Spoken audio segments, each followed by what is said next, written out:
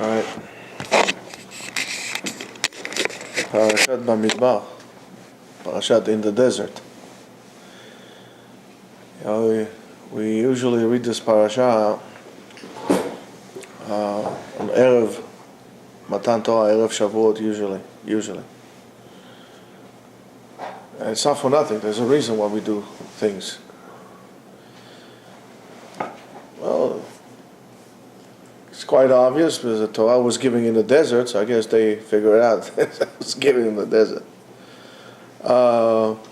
One of the reasons that one of the famous reasons why the Torah was given in the desert is because it's far from everything. People don't like to go to the desert. I don't know. I personally love the desert, but people don't like to go to the desert. And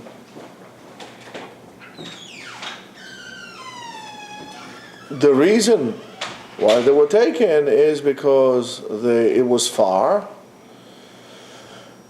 We'll expand this a little bit, and because it was far, there were no people there, and because there were no people there, they were able to concentrate on learning Torah through being a little bit more removed from this world, by sanctifying themselves a little bit. And that sanctification was needed for them because they needed to be holy themselves when they came to the Holy Land. And there's a lot to learn from that. Ari, by the way, you know how to change the angles? Up, low? No, it's just so it won't go on them. They have the cold air. And there's a lot to learn from this parasha about us. And that's what we try to do every week on the parasha. To learn something from the parasha that would mean something to us personally. Going to a shidduch today, Michael? Look fair. You wear cowboy boots or something? You look like a cowboy. All right. The Mechilta on Parashat Beshalach, if I'm not mistaken, says, "Lo heviyan HaKadosh Baruch Hu derech pshuta le'eretz Yisrael." HaKadosh Baruch Hu did not take Bnei Yisrael straight forward to Eretz Yisrael. Ela derech Bamidbar, but rather he took him through the desert. Amar HaKadosh Baruch Hu, the Kadosh Baruch Hu said, "Im ani meviyan achshav et Yisrael la'aretz." You see, it's very nice how the Mechilta used that. If I'm going to bring them now, who? Am Yisrael to the land. The land is always called, Eretz Yisrael is called after Am Yisrael. We don't call it the land of Palestine. We don't call it, Eretz Yisrael, the land of Israel. There's no other land that is called the land of only Israel. And it says, as soon as I bring them to the land, miyad, immediately, machzikim ish besadeu, every man will take his field, ve'adam bekarmo, and a person will take his vineyard, vehem betelim min Torah, and they're not going to learn Torah. Ela, but rather, in order to prevent this, akifam bamidbar 40 shana. They're going to, you spin me round, round, baby, round, round, in the desert, baby, round, round, 40 years, right? 40 years in the desert. You know this song? Mm-hmm. It's a very old song from the 80s. Right? I'm going to take him in the desert for 40 years.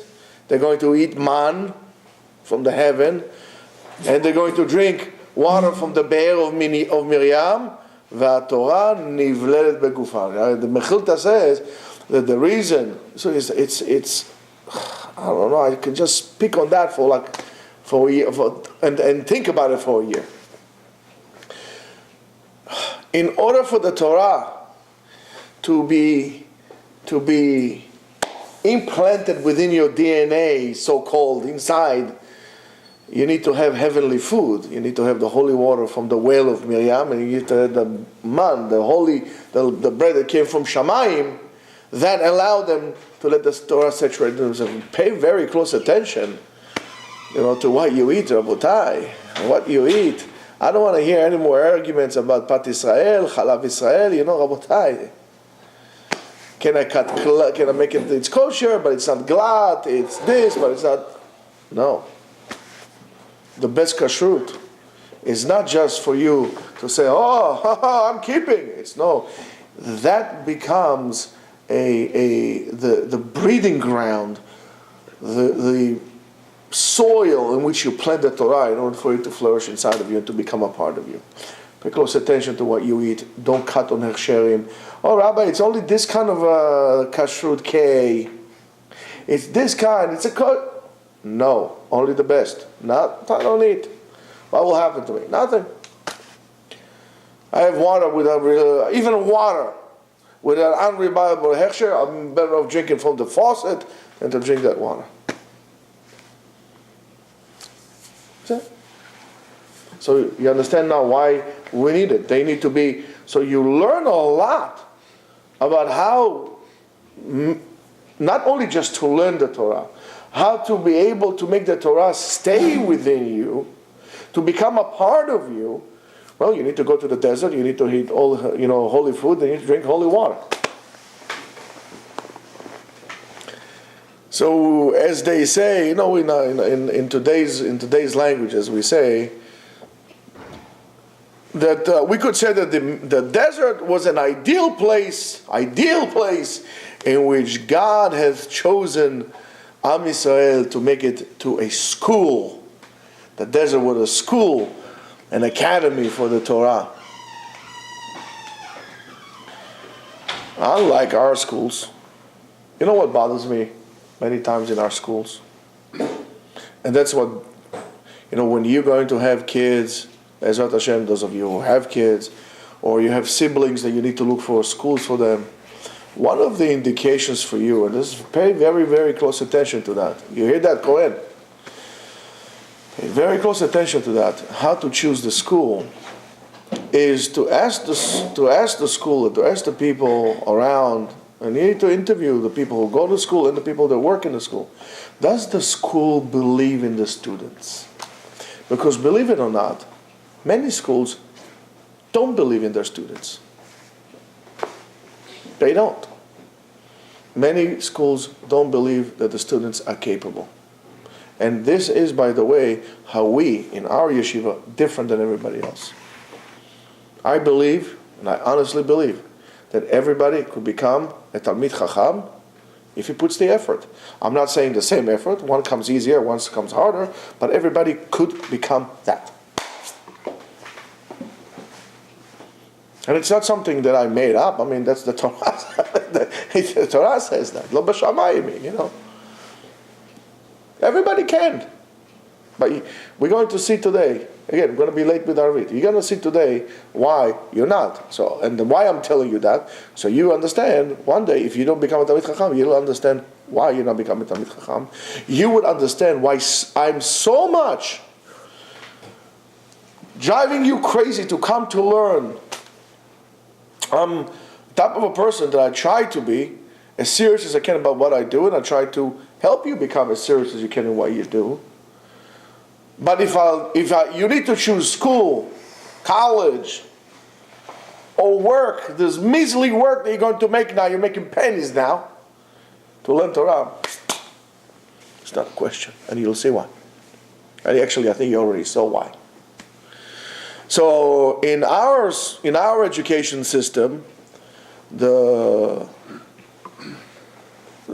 school system needs to deal with all kind of different conflicts that they have, in terms of different cultural conflicts that they have, socio-economic stature of the families, which does affect a lot the attitude of the kids and the teachers towards the kids, and it's a very complex thing. To make decisions, such crucial decisions, in such complicated and dynamic situation, it moves all the time. I mean, it changes all the time. I mean, if the parents had a bad night, the kids will bring it to school, and he would explode with it one way or another. Either he would close within himself, or he would act up, right? So. That's very difficult. Schools are very difficult. However, in the school of the desert, the academy of the desert, the only thing that they were supposed to, or the only thing that the school was in charge to, is to give them the values of the Torah and to teach it to them. without any kind of interruptions that we have today. Our problem that we have today, well, we have many problems, is that we have too many interruptions in our lives. And does not allow us, and we don't allow ourselves to take something and to concentrate and to be good at even one thing. We are excellent, by the way, we are super excellent in wasting time. And wasting talent. And waste we are. Le grand chef, the best. Wasting our time. The reason why we have so much ADD today is because we don't teach the kids to concentrate on anything. Nothing. They're even thinking about, look how pathetic it is, the soccer, whatever, how you call this, soccer, the game, right? They're thinking of changing it the time because they realize that people don't have the attention span to sit 90 minutes, 45 minutes at a time to watch a game. If you watch people, on the stadium with the camera zoom, everybody's on the telephones, they're making telephone calls.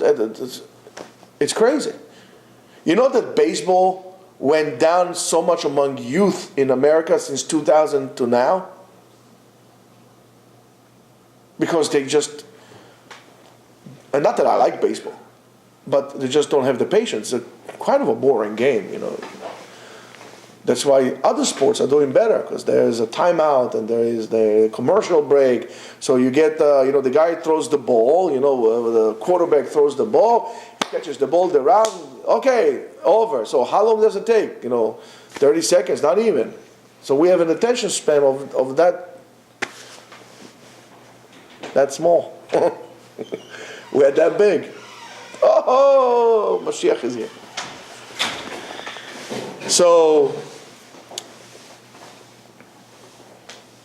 when we were in that desert also, because we were isolated, the so-called the desert had demanded us to give up other things that are so-called will be valuable to us.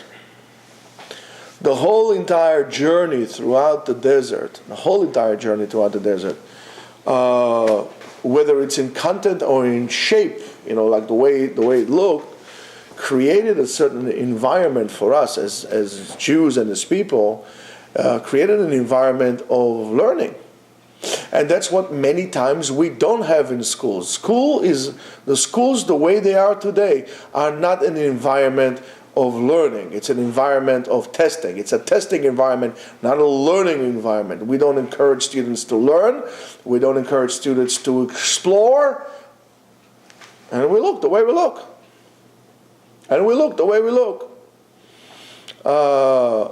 There's nothing else in the desert besides concentrating on what you're learning. What are you going to do? All right, we learn. Nobody's going to pick up the phone. Nobody is coming. You don't hear ambulance. Woo, woo. Nothing. No birds. It's the desert, for crying out loud. You know how quiet it is in the desert? I love it. Oh, when I was in the desert, that was the most amazing experience I had. I was there for a few years. I was in Sinai. I'm not in the desert. I was in Sinai. I never understood that song. Hello, darkness, my old friend. Right? You know the song, The Sound of Silence. Silence has a sound. You know what's the sound of silence? It's not shh. It's your heartbeat. It's your breathing. All of a sudden, you can hear yourself breathing. You hear everything. It's amazing. It's amazing how it's like, I can't explain it. You really have to go to the desert. You really have to. Instead of going to Paris, don't go to Paris. Go to the desert.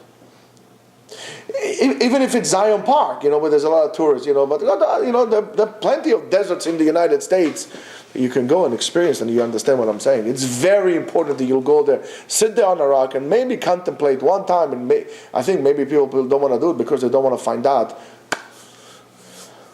the voice inside that tells them what to do. That all their life they keep them bearing inside. So that's what the desert did to them.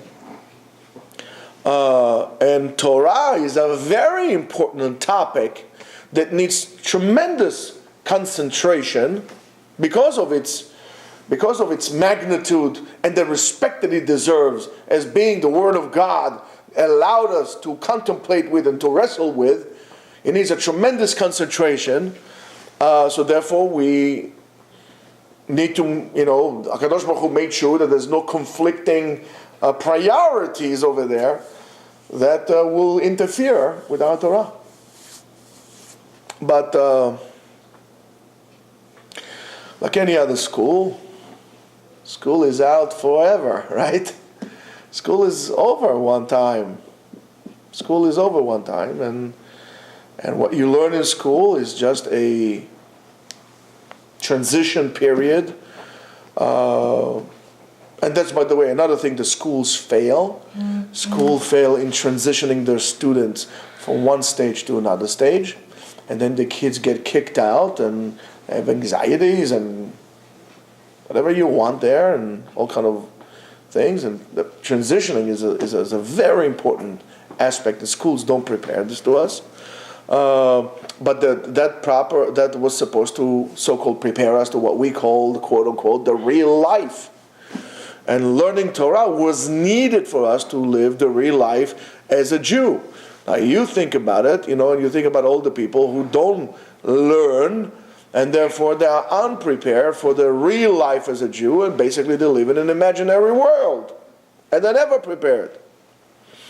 However, in the real life, outside, when I say the real life means outside of the worlds of the Bet Midrash, right? Things are determined, the values are a little different, the priorities are being different, and the way we determine one over the other is a little different, right? Over there is economy, right? Money talks. And, when you learn economics, right, you have to understand that there's a concept, it's called like giving up. I forgot how to use the term in English, how to use it here. Basically teaches you that every item has a price. Everything costs something. And that's, by the way, something that I keep telling you all the time. There's nothing that comes for free. Nothing comes for free. Not even the love of your parents to you comes for free, because one day you have to cash in the check. You have to take care of your parents. Nothing is free. Even the air that you breathe is not free, because HaKadosh Baruch Hu put airs in your nostrils and in your lungs in order for you to do something. Don't waste that opportunity. Yeah. So if I have to buy something, if I want to buy something, I have to give up something else, right? So if I want to buy, let's say, a bottle, I have to give something else, and that will be, I have to give up money, right? And if I don't have money, we are bartering, so I have to give you water, or you give me water, I'll give you, I don't know, eggs or baguette, since we're in Paris, so baguette con côtelette, You have to give something. You have to give something. And the price of the item is determined by the value of whatever it is that you're willing to give up to acquire it. Right? Let's say, for example, argument's sake, let's take a diamond. Diamond by itself, it's a piece of pressurized carbon. Okay? Today they form diamonds in a lab. You can take the ashes of your beloved one and turn it into a diamond and wear your husband on your ring.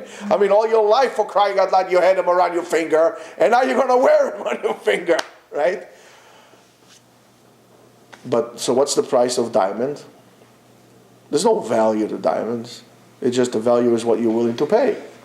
And not because you're willing to pay. Now diamonds are valued and high. They have a high value. Okay? And don't forget, we have very limited resources, whether it's money. You don't have an unlimited, you're not the Bank of Venezuela or Greece that just keeps on printing money. Right? Or United States, for that matter. But genius Obama is printing money like a drunken sailor. Never mind. Let's not talk about this. Avodah Zarah now. You don't have endless resources of time. You're very limited with time. Our time on earth is very limited. And powers. You're being given powers and they slowly leave you. You don't have endless amount of powers. You get tired. You get older. And any resources of that you have that is going to be used for that acquiring of an item, whether you want it or you don't want it, would hold within it a certain value of a different item that we could have bought at the same time. For example, let's say you buy a diamond. I don't know, you bought a diamond for, $10,000, right? So that $10,000 diamond that you bought, you could have bought instead of it what? I don't know, a $10,000 car. So when you had to make a decision, what do I need more, a car or a diamond? Or to go on a vacation, or to do whatever. I mean, arguments say $10,000 can buy you a lot of things. Even in America today, $10,000 can buy you a lot of things. But you are the one who decides what this $10,000 are going to go through. You allocate your money according to your priorities, to what is important to you. Now, I didn't say necessary. I said important to you, because most of the time that we spend our money is on things that we don't need. It's not a necessity. We think it's important, so we spend the money. And this is, by the way, how we spend our life as well, right? So, man, you should know that a product, with you acquiring and buying, is not only a physical thing. It's also a spiritual matter, right? We have very limited physical power, and we have very limited spiritual powers as well. I mean, and you have to put your effort to come and to do something, right? You want to learn. So it's not just dragging your body here, it's also putting your mind to it. And that's why Torah metisha kocho shel adam. Torah makes you weak, because you learn with everything, with your body and your soul. And you need to put all this effort to learn Torah, to become tired. If you learn Torah and you're feeling good, and you're feeling strong, you probably didn't learn, because Chachamim told us it makes you tired. You probably didn't concentrate. And then that's why learning Torah in a CD in a car is not really learning. Better than, again, to listen to some kind of like a song. Much better. However, it's not learning. Learning means sweating. I'm sweating now. The AC is going on. I'm working now. So you're very limited with that, very limited in that. And Bnei Israel, when they go into the land, רב נחמן, איפה היית? באומן? חד ושלום, מה אתה הולך לאוקראינה שם? באומן. תהיה אומן על העבודה, לא באומן. לך לירושלים, לך לטקסס, יותר טוב מאומן. All right, so when they enter the land, right, they're going to start working. And when they're going to start working because it's important, they're not going to learn. And look what a miracle HaKadosh Baruch Hu had done to Am Yisrael, that when they entered the land, they found houses full of food, so they didn't have to. It took them about, how long, anybody knows, how long it took them to conquer the whole entire land? 15 years. Huh? Anybody? I hear 7, I hear 7, I hear 14. 7, 14, right? All this time, all the mitzvot of working in the land, everything was on hold. Not only so they could learn Torah in the Midbar, so we can enter the land to tell them how important it is to learn Torah. So HaKadosh Baruch Hu, listen, HaKadosh Baruch Hu did not plant into them to be bums, but HaKadosh Baruch Hu planted into them the importance of Torah. Don't ever think that you can learn Torah and sit down and use the Torah as a mean to make easy money, so you don't have to go to work. So, I'm learning. That's not the reason. I'm learning at any cost. I'm willing to pay the price. I'm willing to pay the price. Never use the Torah as an excuse to be lazy. Never. HaKadosh Baruch Hu wanted to do that for them so they'll have the chashivut, the importance of learning Torah. They say, oh, it was only in the desert. No, only in Eretz Yisrael. Yes, you're going to go. Don't worry. 14 years it's going to take you to conquer the whole entire land. Not a problem. 7 years, 14 years. Doesn't make a difference to that matter. But even when you enter the land, you were free of all the mitzvot. Everything was on hold until the whole kibush was done. To tell them how important it is. So they can learn in Eretz Yisrael. Look how pathetic it is. You were learning in the desert for 40 years. You came to Eretz Yisrael. Okay, there's no more learning. Yalla, let's go stock market. Let's go. Betar Yerushalayim, Apol Tel Aviv. Yalla, lo tzarich yoter. We're in Eretz Yisrael. Lo tzarich. That's, by the way, what the Zionists told the people. Like my father's generation. By the way, this shiur should be Refuah Shlema of my father, Gedalia Moreno ben Matilda.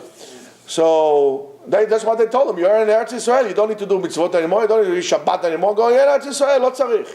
Well, a little kid. It was what, 9 years old. The Gemara in Masechet Lamed, in Masechet Brachot, in Daf Lamed Hey, there's a very famous statement there regarding Rabbi Shimon Bar Yochai. The Gemara says, yeah, many people try to do like Rabbi Shimon Bar Yochai, learning it.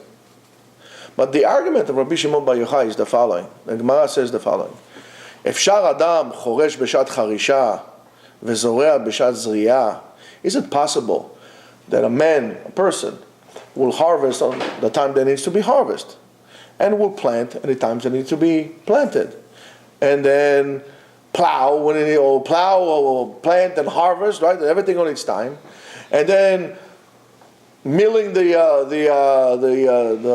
grain to flour and so on and so forth, and then planting again with the wind and okay, Torah ma'aleh. What's going to be with Torah?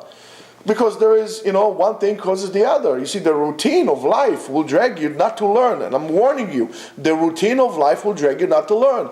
I spoke to your brother the other day. I told him, I said, listen, you got to be very careful. How do you do that? You make the Torah the focal point of your life. The focal point of your life. My schedule is X. This is how I learn Torah. Now I'm going to fit everything around it. It's not that I'm going to find an open slot in my busy schedule that means nothing to no one. And I'm going to try to put, Torah there,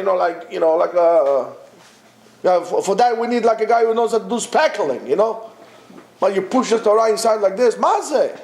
The Torah should be the center of your life. And that's the emptiness in the wheel that holds all the spokes together, the emptiness, that open space that you put the Torah inside, that spins the whole entire wheel, that gets things going in your life. Your life are not rolling when it's not rolling around the excess of Torah. Don't fool yourself. You are walking in place. It ever happened to you that you come in like this on a car, the car comes near you, and then you stop, and you're going at the same speed, the car keeps on going, and you think you're going, and you're pressing the brake, and you say, I'm stopping, it's the other car, for a split of a second. That's what happened to us. We think we are going. We're not going anywhere. If you did not make the Torah that center in which everything rotates around, you're not going anywhere. It's like in the cowboy movies in the olden days, they used to have the screen going like this in the background. There was the green screen of the yesterdays, right? And they were going on a horse like this, Monty Python, the Holy Grail, right? Going nowhere, just like our silver in place. Think about it. So Rabbi Shimon Bar Yochai says, listen, the regular grind of life was not going to ever allow you to learn Torah, because when I'm selling a house, I have to sell the house, and then I'm selling the house, I need to buy a house in order to sell, and then there's never going to be time you're going to say, okay, that's it. Right? Johnny from Exit. Anybody wants to sell a house, go to Johnny. Or, yes, Johnny, or this. All the other guys. Do you understand what I'm telling you? Do you understand what I'm telling you? You see how wrong we are in our lives. HaKadosh Baruch Hu told us how to do it. So from the words of Rabbi Shimon Bar Yochai, we could learn that he is aware It's not that Rabbi Shimon lives in a fantasy world that he gets some stipend from the government. No, Rabbi Shimon Bar Yochai did not get a stipend from the government. Lubavitch, no, he didn't get that. Rabbi Shimon Bar Yochai knows the world keeps on rolling. I need to harvest, I need to plant, I need to do this, I need to do that, I need to do all the things. And I know that if I'm not going to do that, I'm not going to have food. But I need to learn. That's the price that I'm earning. That's the price for my learning. I'm willing to pay this price. And this is how you're going to examine, by the way, anything that you're going to do in life. If that's the real thing, if you're supposed to do that, right? Not for you, Mike, not for you. For everybody else. Let's say, for example, I don't know, you became a physical therapist, right? If I'm going to tell you the following, are you willing? Well, why did you become a physical therapist? Because I want to help people. I really want to give of myself to people. Yeah. Let me ask you a question. A doctor. I want to serve humanity for the better of humanity, yeah, right. You don't want to be a doctor because to serve people. Because you like the name MD, mother-daughter, on your license plate. You want to have an office, right? A nice office with gray walls and mahogany wood around. And the secretary will come and say to you, good morning, doctor, how are you? He says, fine, thank you, please hold the crowd. I'm having my coffee in the morning. I'm sorry, doctor, because you have coffee, right? Because I'll tell you what. If you really wanted to become a doctor, and I will tell you, are you willing to do this for free? What is the price that you're willing to pay to become a doctor? Do it for free. Talk about for free? What am I, an idiot? I'm not going to do it for free. Okay. So you cannot tell me that this is what you really wanted to do. Truthfully, you wanted to make money. So you became a doctor, you became a lawyer, or became a bridge engineer. How much are you willing to give up in order to do so-called the job that you're doing, whatever it is that you do? Are you willing to do this for free? And until you find a field or a job, you say, yes, even if I had to do it for free, I love this thing so much, money does not make any difference to me, I'm willing to do it for free. I'll tell you, Baruch Hashem, okay, please go volunteer if you're a doctor, an OT, a PT, a speech T, a ear T, a BT, whatever, a BP. Go volunteer in some kind of like an Indian reservation. Go to Rosebud Indian Reservation over there in South Dakota. Go volunteer there, work for free. Let's say you do that. Well, what am I going to eat? Don't worry, they give you a place, something to eat. You're going to get vouchers. You're going to get a place to sleep. Where are you going to sleep? A caravan. Me? I can't do that. Why not? You want to do it, right? So we're full of it. We're liars to ourselves, first of all. So Rabbi Shimon Bar Yochai knows the price that one needs to pay for the decisions that you make. And again, there's going to be a price tag to any decision you make in life. You need to ask yourself, do I have the fund to actually cash this check in? Can I pay the price? Are you willing to pay the price? You might have the money, but you're not willing to pay for it. Okay? And these are tough questions, Rabotai. These are very tough questions. And I'll tell you the following, the same thing for Torah. If you really want to learn Torah, what are you willing to give up? What are you willing to give up to learn Torah? And but from the words of Rabbi Shimon Bar Yochai, it's also evident that this is not going to be just like a one-time thing. It's going to be learning Torah is going to be a decision that's going to affect you the rest of your life. The rest of your life. And again, that's why many people are afraid or don't want to become what I told you before, a Kli Kodesh. I hear people say to themselves, I want to become an engineer, I want to become a doctor, I want to become a real estate mogul, I want to become a Donald Trump, I want to become the Donald, I want to become the Donald, I want to become, chief CIA, whatever you guys want to become. I don't want to hear a guy telling me I want to become a holy vessel. My goal in life is to become a holy vessel to better serve Hashem. Are you going to tell me money? Well, 1 second. So on one hand you believe in Hashem, on the other hand you believe Hashem is not going to give. Oh, mazeh. You know, there's a price. Let's see how much HaKadosh Baruch Hu will tell you. Let's see how much you really are really serious about what you're saying. Let's test you out. Okay? And this is something that is of great value to you, right? Of tremendous value. And the decision to learn Torah, is going to become very practical, but it's going to affect the way you eat, about the way you dress. But it has a tremendous value on itself in terms of what you're going to tell your kids, and it's important. How are you going to make your case to your children that being a Jew or learning Torah is important, when for you it wasn't important? I mean, you're going to be a liar, and the kids will know that, and therefore every generation we see certain people, the kids become less and less and less and less, and some people become more and more and more. Yes, we need to find the balance. However, I'm more concerned with the less than with the more. That's what I'm concerned with. And receiving the Torah in Har Sinai, and especially in the desert, specifically in the desert, allowed Am Yisrael to invest in the Torah in the most perfect way, right? For 40 years, they didn't have to change their clothes. The clothes didn't wear out. The shoes didn't break down. They had something to eat. They have everything to drink. They didn't get calluses on their feet, and they could sit down and learn Torah. Why is that? To show you that Kadosh Baruch Hu is taking care of you. That's the same thing as we end up last week's parasha. The whole case of emunah is letting go and letting God, right? The same thing here. You want to learn Torah, you have to understand that that's how it's going to be. Okay?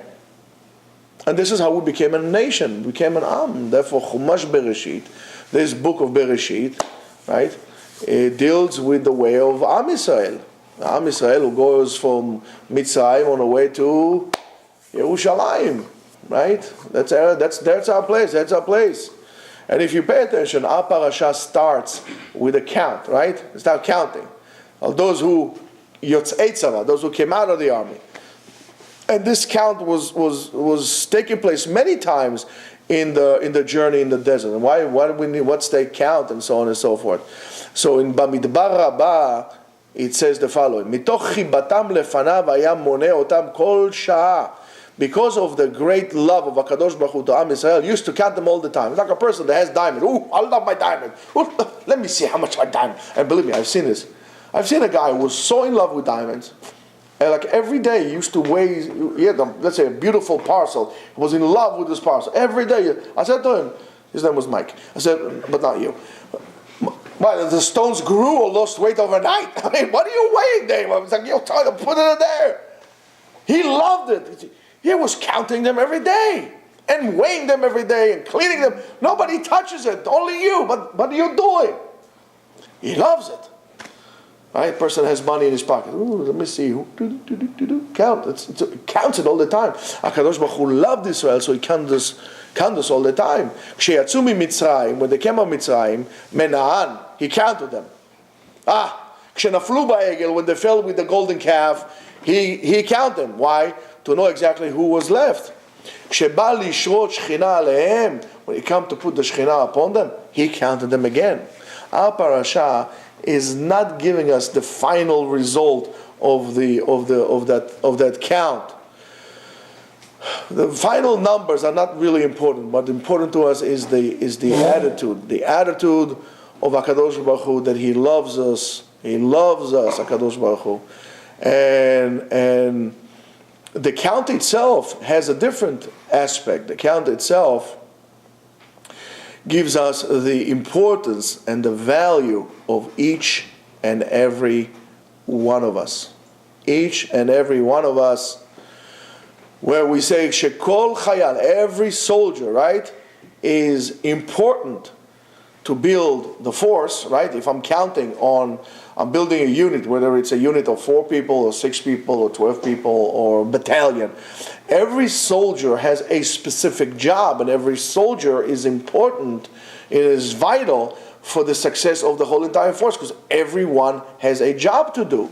So therefore, I need to make sure. And by the way, in the army, right? In the army, the first thing that you do when you come line up, you have to start counting every time. In the morning, you count yourself, and then you do something. You count everybody 1, 2, 3, 4, 5, 6. Why are we counting all the time? Because it's important. Well, I want to know how many people I'm going to battle. Well, there is a big difference if I'm going with 50 or with 25. Imagine I think I'm going with 50, but I only have 25. Now I'm going to count them 25. Wow, I thought we were 50. Let's go get there to 25. But they're not 25. They never were. Because they didn't count. Why didn't you count? Because you don't care about your soldiers. And HaKadosh Baruch Hu cares about us. Right? הנה, היה מפקד ביחידת כפיר. לא נגיד את שמו. עילום שם. Right? בכל הזמן סופרים אותם. איך עושים? איך אנחנו אומרים? להתפקד, כן? זהו. Right? Every soldier also, every army has a number. You might not have an ID in America, but if you're a soldier, you get a number. Everything. It's important to know those things. If it's not important, you don't count. When was the last time you count how much sand there is on the beach? How much sand there is? You ever count how much hair there is in your head? No, you don't count. It's not important. But things that are important to you, you count. And that's exactly what it is. So every person in Am Yisrael is like a Yotzei Tzava. He's like a soldier. We are a soldier in the army of Hashem. However, we don't do suicide bombing. We bring light to the world. And the camp of Am Yisrael in the desert was arranged also in a very organized manner, right? It was group here, group in the back, group in the middle, on the right, a group on the right, and they left almost like a cross like this, with Machaneh Leviim right in the center. The Torah, which Machaneh Levi represented the Torah, was in the center. To show the Echad, so everybody could see the Aron Brit, that everybody understands that Torah is in the center of Am Yisrael. You cannot remove the Torah from Am Yisrael. Unlike some lunatics in Israel, or even in America, some conservative reform, that try to bring a Sefer Torah over the body. They hide the Sefer Torah, that they go to the court, the body, you out of your mind. And what did I tell you last week? Remember I told you last week? Remember I told you I'm afraid of what's going to happen because of this gay parade? Last week I told you that. Last week I said to you, who knows what's going to happen? And where did it happen? In Tel Aviv. Don't tell me I didn't tell you. It's not that I'm a prophet. I'm not a prophet. But you have to be a fool not to know that.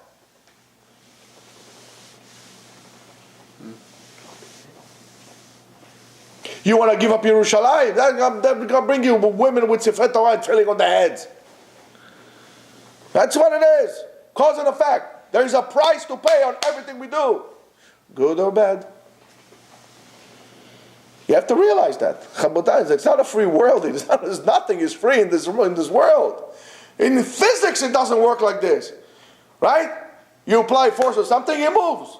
You apply more force, it doesn't move, it pushes you back. There's a cause and effect. That's the way it works. That's nature. That's the world. That's how HaKadosh Baruch Hu created it. And again, and it's important to understand the importance of the tribes, because every Am Yisrael is one, and every part of it we have 12 tribes, and we have 13, but we have 12 tribes. And every tribe has a flag. And every tribe has its families. And every member in the family is branching. Everybody knows its place. Everybody knows that he is important. We cannot give up on any Jew. We need to bring the Torah out, and we need to go out of our way to bring it out. Of course, within the boundaries that the Torah allowed us, right? I cannot go to be kumbaya with some guy, so smoking and getting drunk on Shabbat. I can't do. I could be nice to him. And then bring him over. But everyone is important. We can't give up on one Jew. Now, again, the placement of Shevet Levi was the center of the Machaneh, the center of the camp. And Shevet Levi were the spiritual leaders of Am Yisrael. And that decision to become to make them the center, the spiritual leaders of Am Yisrael, was after Am Yisrael failed with the golden calf, while the rest of the tribes were dancing around the golden calf. Now Kadosh Baruch Hu said, before you dance around the golden calf, now you have 40 years you're going to walk around the Torah. Because Shevet Levi was in the Torah. I told you, cause and effect. Shevet Levi, remember the wheel I told you? Shevet Levi was the center. And the center of the wheel makes you flow in harmony. If the center of the wheel, that hole in the wheel, right, is actually off-center, the wheel is going to go like this, lopsided, right? It's going to be quite of a crazy ride. So that's the spiritual centered, the tantien, the belly button of Am Yisrael, the Torah. Shevet Levi, which represented, held it, and that's why Shevet Levi continued to be loyal to Am Yisrael. Shevet Levi was loyal to the Torah. Shevet Levi was loyal to himself and to his essence as a Jew. And when we are not loyal to who we are as a Jew, we get lopsided, we get out of balance, we get crazy. And it has to do with the way you dress, and the way you talk, and the way you walk, and what you eat, and how you eat. You can't deny the fact that you're a Jew. A Jew looks like a Jew. Yes, we're different colors, but a Jew wears a tzitzit, he wears a kippah, he has a beard, he looks like a person. He doesn't wear ripped jeans, and he doesn't wear tank tops in the street. No, he doesn't wear, what do you call this, shorts in the street and walking barefoot, and has rings here and rings there and rings here and rings there. A Jew looks like a Jew. A tzura of a Jew. The tzura of Yaakov Avinu was engraved in the Merkavah. The tzura, the shape of Yaakov Avinu, is implanted in the Merkavah. And we are all the children of Yaakov Avinu. So what a chet do we do? What a sin do we do to our great-grandfather when we don't look like a Jew deliberately? Yes, a Jew could be black.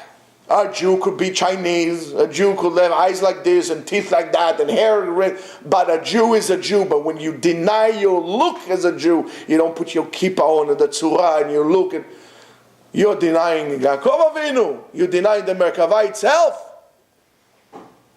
And that's something to remember. And Shevet Levi was able to stand under pressure, to take the pressure. Shevet Levi did not take part in the moral failure of the other people. That's why Shevet Levi was chosen to be the leader of Am Yisrael. Why? Because the leader is never being led. The leader always leads.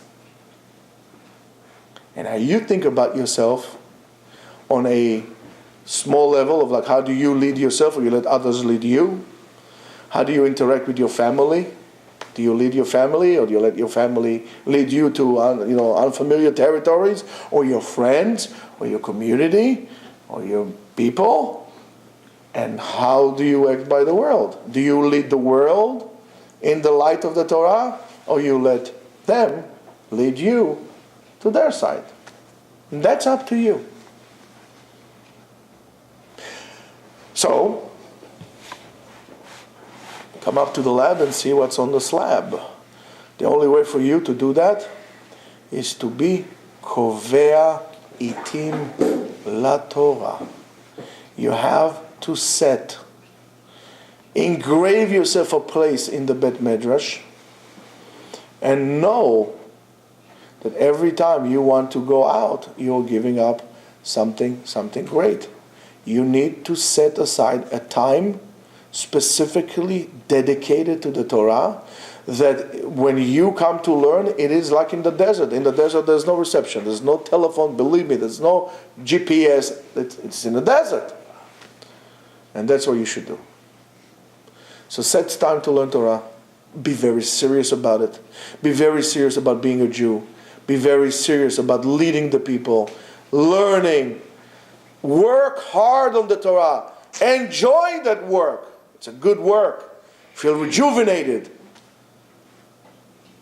And accept upon yourself Shamayim this Shabbat, and Baruch Hashem that we have another Shavuot. Hopefully it will be the last Chag that we're going to celebrate in exile, and we should be free in our country pretty soon. Amen.